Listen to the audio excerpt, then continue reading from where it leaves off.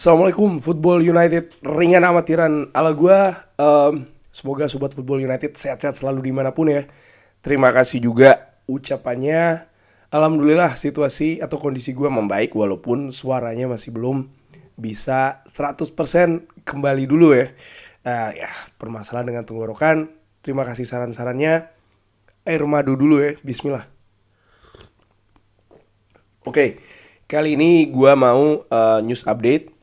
Ada beberapa berita, ada beberapa update. Seperti biasa, gua kembalikan lagi ke Sobat Football United. Mau percaya, mau enggak, gua akan sampaikan rumor, gosip, update. Dan seperti biasa nanti akan gua berikan opini gua. Langsung dari kabar pertama, gua ambil dari MUFC MPB. Seperti biasa, ini dia ambil dari Le Ten Sport dan juga Alexis Bernard Ten.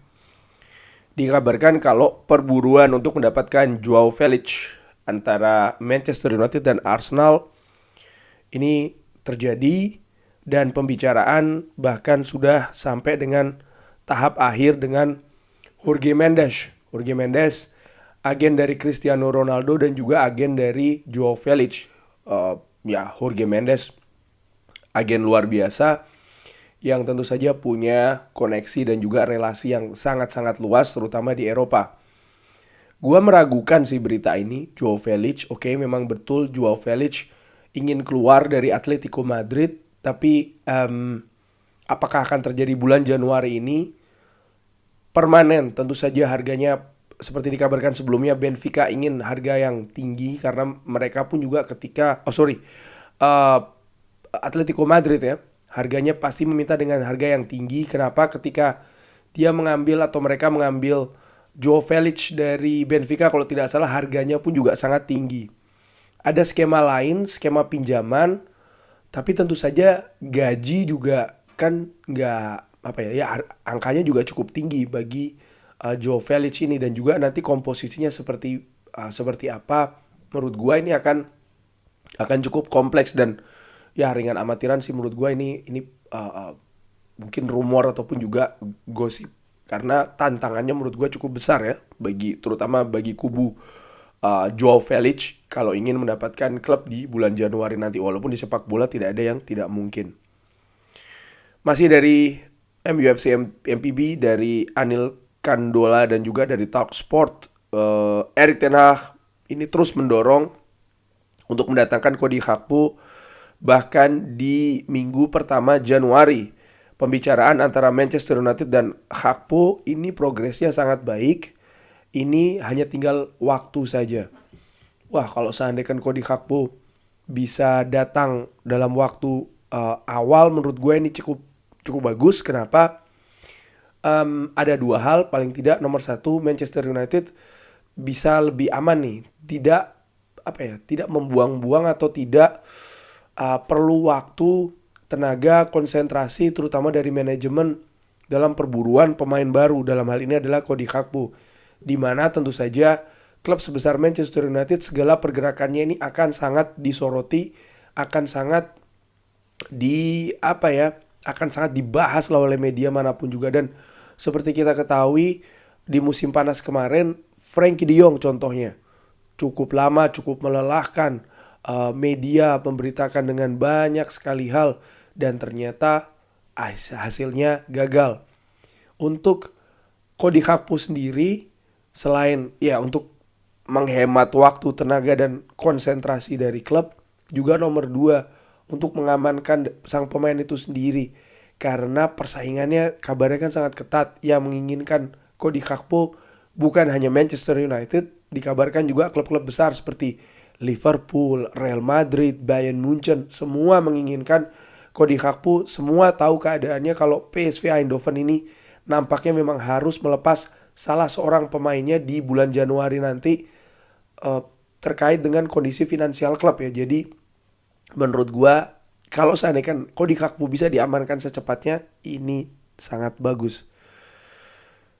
Masih dari MUFC MPB juga, dari sumber yang berbeda, dari salah satunya adalah Media Food.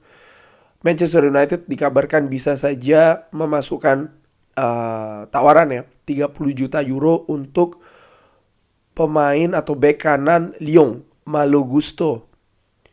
Sumber mengatakan Manchester United mempersiapkan lebih dan lebih ya, artinya dalam rangka untuk melakukan pergerakan mendapatkan Malo Gusto, pemain bek kanan muda. Gua pernah melihat secara langsung ketika Feyenoord pertandingan uji coba bersahabatan menghadapi Olympique Lyon di Rotterdam. Dia bermain di sektor bek kanan menurut gue cukup kokoh, baik itu secara bertahan maupun juga secara menyerang. Usianya masih muda, dan gue dengan amatiran untuk posisi bek kanan lebih suka yang menjadi backup ataupun juga menjadi kompetitor dari seorang Diogo Dalot ini bukan bek kanan yang punya nama besar atau sudah jadi betul ya. Contoh Denzel Dumfries. Gua enggak sih kalau pemain yang selevelan dengan Denzel Dumfries atau pemain-pemain yang katakanlah berasal dari Piala Dunia Qatar. Gua berpikir tidak. Gua lebih suka untuk pemain bek kanan yang usianya masih muda, belum pada level yang mungkin tertinggi ya, kapasitas permainannya masih berkembang. Atau nomor 2 adalah pemain senior yang punya pengalaman banyak tapi memang sudah mulai agak sedikit menurun. Gue lebih berpikir seperti itu. Kenapa? Untuk Diogo Dalot, kalau seandainya yang didatangkan adalah pemain seperti kayak Denzel Dumfries atau ya pemain-pemain bek kanan utama, terutama katakanlah dari Piala Dunia Qatar, pemain-pemain ini kan juga ingin atau butuh, bukan cuma ingin ya, tapi juga butuh menit bermain yang tinggi. Kalau seandainya persaingannya terlalu keras, gue berpikir tidak selalu hasilnya tuh akan bagus bagi sang pemain. Terutama bagi Diogo Dalot yang memang sedang berkembang nih dan progresnya sedang bagus-bagusnya. Jadi harus mendatangkan pemain yang tepat, yang pas nih. Pemain yang ketika memang menjadi pemain cadangan dia tidak masalah, dan ketika dimainkan sebagai pemain utama dia juga sangat siap. Posisi bek kiri ada Luke Shaw dan juga Tyrell Malacia ini menurut gue bisa dijadikan contoh, di mana satu dan yang lainnya jelas skenarionya ya. Siapa yang utama, siapa yang kedua. Tapi pemain kedua bisa terus nih memberikan persaingan yang sehat terhadap pemain utama. Tyrell Malacia juga tahu situasinya dia masih muda. Ini masih musim pertamanya dia di Inggris bahkan ya. Sehingga dia sejauh ini tidak begitu mempermasalahkan. Dia tahu diri lah, kurang lebih demikian. Dan menurut gue ini sejauh ini persaingan yang sangat sangat sehat di Manchester United. Dan gue ingin di bek kanan pun juga demikian. Sehingga Malo Gusto menurut gue sih bisa dijadikan pertimbangan. Cuman harganya nih kalau 30 juta sih menurut gue ya ringan amatiran, ini terlalu tinggi ya. Ini kabar lainnya terkait dengan Joao Felix. Kalau ya Atletico Madrid ini mempersiapkan skenario peminjaman untuk klub Premier League di bulan Januari karena ada permasalahan atau situasi financial fair play ya.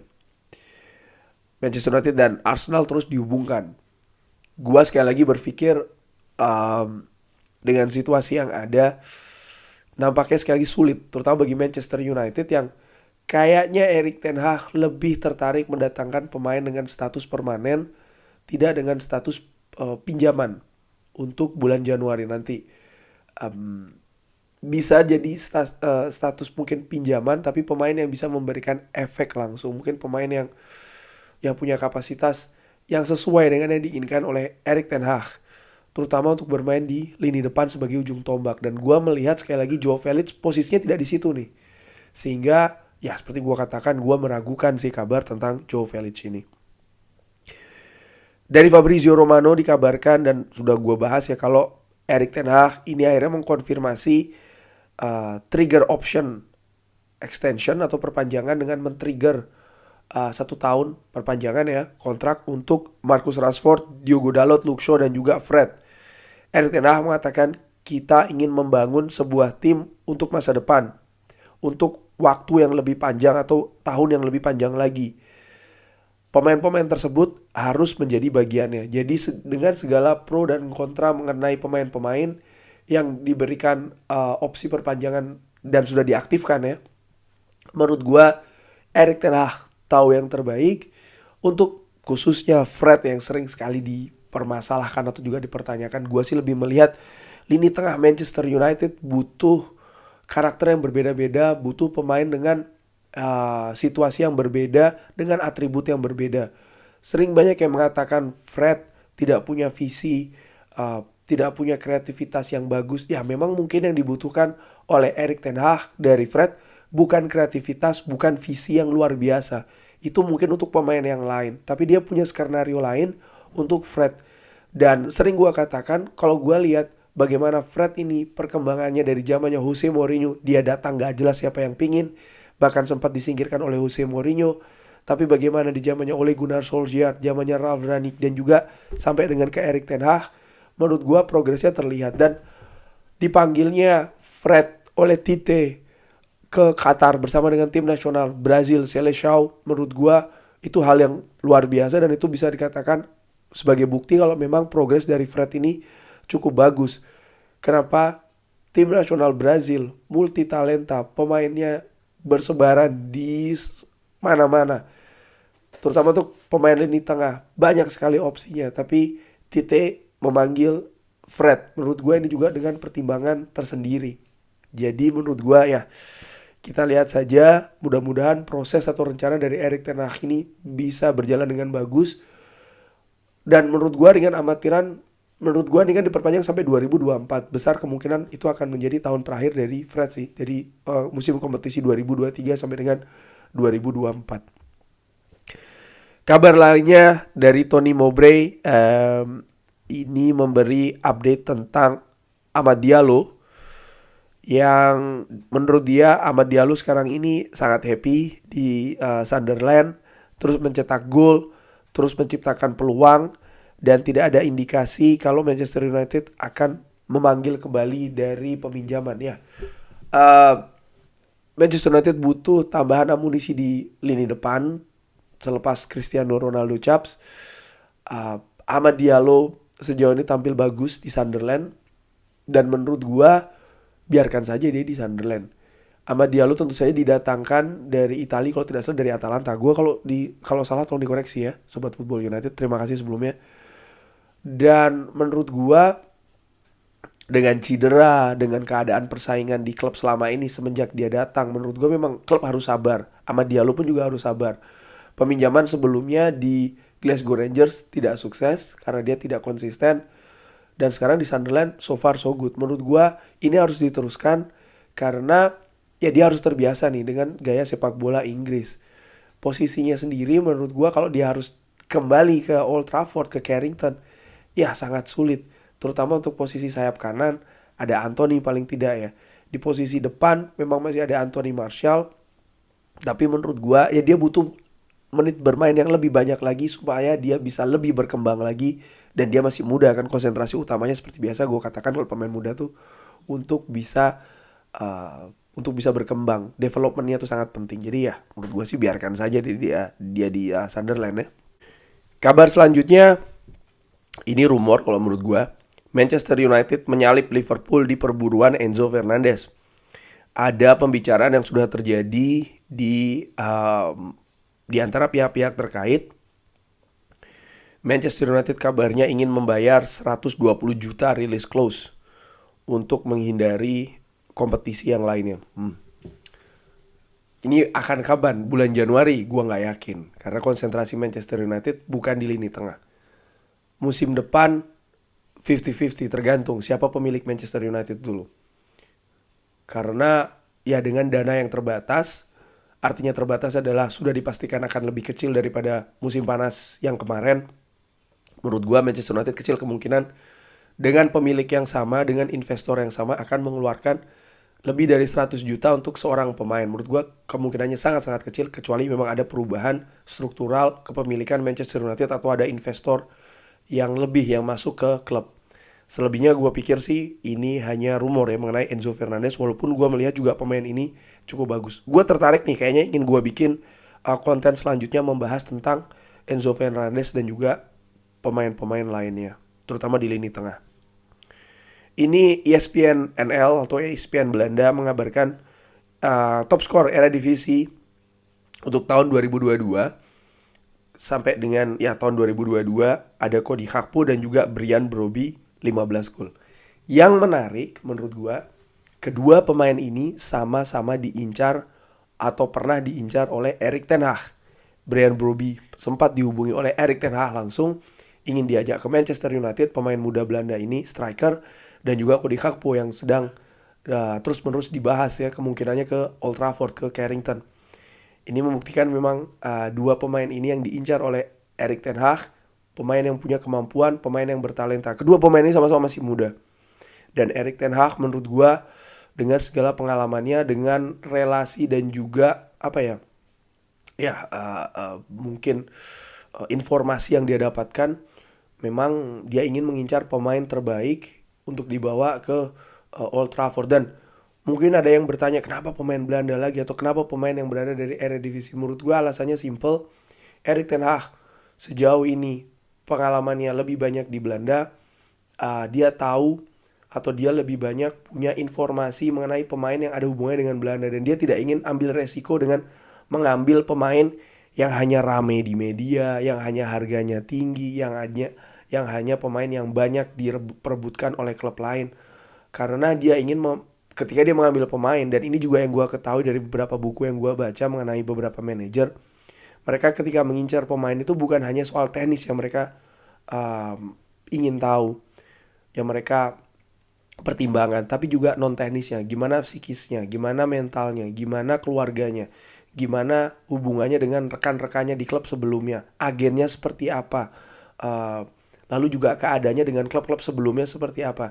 Ini kan lebih mudah kalau didapat informasi-informasi ini lebih mudah didapatkan kalau ya Erik ten Hag tentu saja punya sumber untuk hal-hal demikian. Dan karena dia sejauh ini memang berasal dari Eredivisie, sehingga menurut gue dalam tanda kutip ya make sense, ya masuk akal dia sejauh ini memang mengincar pemain yang berasal dari Belanda ataupun juga Liga Belanda, karena dia tidak ingin kecolongan, katakanlah demikian, mendatangkan pemain ternyata ya tidak sesuai ekspektasi. Mungkin secara teknis iya, tapi secara non teknis ini juga penting mengetahui kepribadian, bagaimana dia berkomunikasi, mentalnya dan lain-lain. Menurut gue ini juga sangat penting. Jadi kenapa mungkin sampai dengan sejauh ini Erik ten Hag masih belum nih mengincar pemain di luar lingkaran Liga Belanda ataupun juga tim nasional Belanda ya.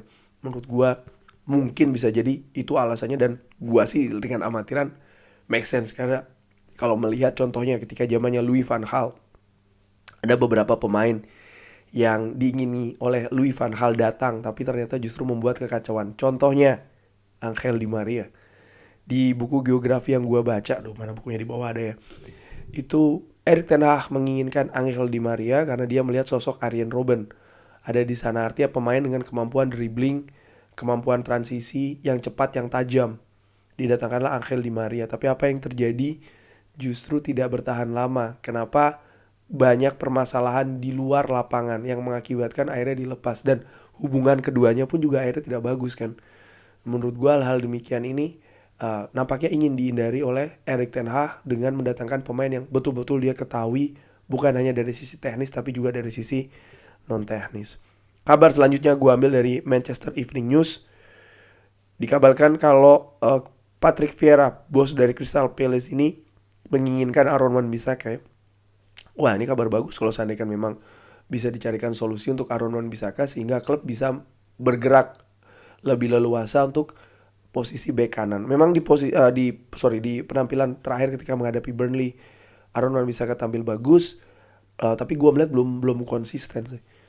Sehingga ya gue sih lebih sreg kalau memang mendatangkan bek kanan baru, melihat di zamannya Ralf Rangnick ya kan, juga bagaimana gangguan yang dialami oleh Aaron Wan-Bissaka di awal musim, cedera mempengaruhi penampilannya. Nampak ada penurunan di sana. Memang sih bisa saja diperbaiki oleh Erik ten Hag, tapi kalau menurut gue dengan amatiran, gue lebih sreg kalau mendatangkan bek kanan baru.